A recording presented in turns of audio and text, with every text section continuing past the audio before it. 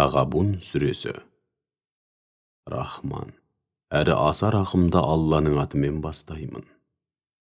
Күллі аспан әлемі мен жердегі жаратылыс біткеннің бәрі Алланың мінсіз, пәк, һәм кемшілік атаулыдан ада екендігін жар салып ұлықтайды. Бар билік бір өзіне тән, бар мақтау мен шексіз мадақ та бір өзіне тән. Оның құдіреті барлық нәрсеге толық жетеді. Сендерді жаратқан бір өзі, сөйте тұра, бірің кәпір, бірің мүмінсің. Алла сендердің не істеп не қойып жүргендеріңнің бәрін көруде. Ол күллі аспан әлемі мен жерді хақ мақсатта, орын-орнымен және ақиқатқа сүйенген мінсіз жүйеге негіздеп жаратты. Сендерге кескін келбет берді. Ол қандай көркем кескін келбет. Түбінде бәріңде оған қайтасыңдар. Ол күллі аспан әлемі мен жердегінің бәрін біледі. Сондай-ақ нені жасырып, нені жария етіп жүргендерің де оған аян. Тіпті ол көкіректердегі, яғни жүрек түкпіріндегі бар сырды біледі. Сендерге бұдан бұрын Алланы мойындамай күпірлік қылған қауымдар жайлы хабар жетпеді ме? Олар істеген күнәләрінің сазайын осы дүниеде тартты. Ал ақиретте оларға жан төзгісіз азап бар. Өйткені пайғамбарлары оларға анық дәлелдермен, мұғжизалармен келген еді. Ал олар болса, сонда бізге өзіміз сияқты ет пен сүйектен жаралған бір пенде жол көрсетпек пе деп көкіді. Сөйтіп олар пайғамбарларды да көрсеткен мұғжизаларында мойындамай күпірлік қылды және ақиқаттан теріс айналып кері кетті. Алла да олардың өздеріне де иманы мен құлшылықтарына да мұқтаж емес екенін көрсетті. Алла ғани, ешкімге һәм еш нәрсеге мұқтаж болмаған түгесілмейтін байлық егесі. Хамид, бар мақтау мен шексіз шүкіршілікке әбден лайық. Күпірлік қылғандар өлгеннен кейін қайта тірілмейтіндіктерін айтуда.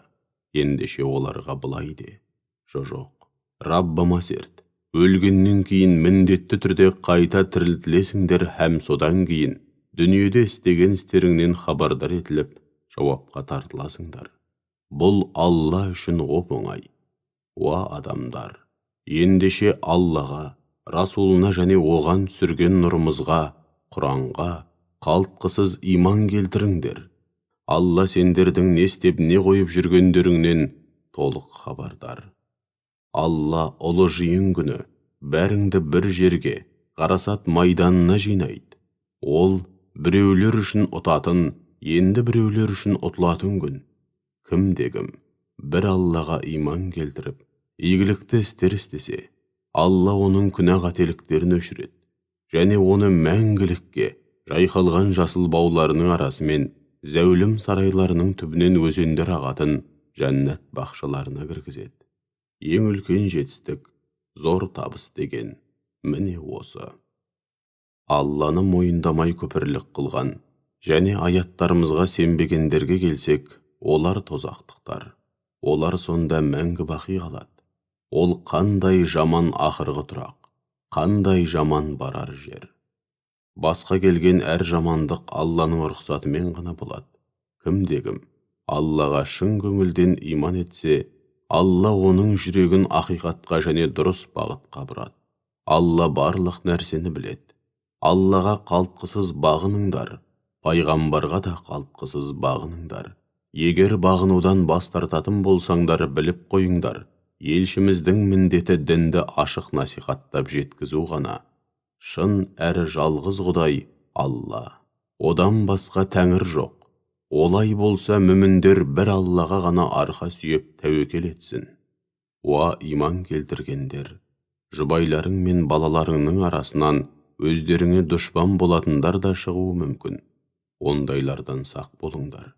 Әйтсе де соған қарамастан оларға кеңшілік жасасаңдар, кемшіліктері мен дүниелік мәселелерге қатысты жіберген қателіктеріне көз жұмып, оларды кешіре білсеңдер, онда біліп қойыңдар, Алла ғафур, құлдарының күнәлары қанша жерден ауыр болса да, тәубелеріне келген жағдайда өте кешірімді. Рахим, тәубе етіп өзіне бет бұрған мүмін құлдарына ерекше мейірімді. дүние мүліктеріңде, бала шағаларыңда сендер үшін бірер сынақ, яғни сендерді хақ жолдан тайдыратын немесе адамдықтың кемеліне жеткізетін нәрселер. Одан басқа түк емес. Ал ең үлкен сый-сияпат, ең зор сауап Алланың құзырында. Сондықтан Аллаға тиісінше тағзым етіңдер және оған қарсы келіп, асы болудан шамаларың жеткенше сақтаныңдар. Ақиқатқа, Аллаға және пайғамбарларына құлақ асыңдар, бағыныңдар, әрі өз игіліктерің үшін дүние мүліктеріңнің бір бөлігін Алла жолында және мұқтаждарға жұмсаңдар. Кім-кім нәпсісінің сараңдығы мен ашкөздігінен сақтана алса, мәңгілік азаптан құтылып, мақсат мұратына жеткен бақытты жандар міне солар. Егер Аллаға жақсы қарыз берсеңдер, яғни мал дүниелеріңнің бір бөлігін Алла разылығы үшін дін жолында және қайырымдылық мақсатта жұмсасаңдар, Алла берген қарыздарыңды еселеген үстіне еселеп қайтарады. Һәм күнәларыңды кешіреді.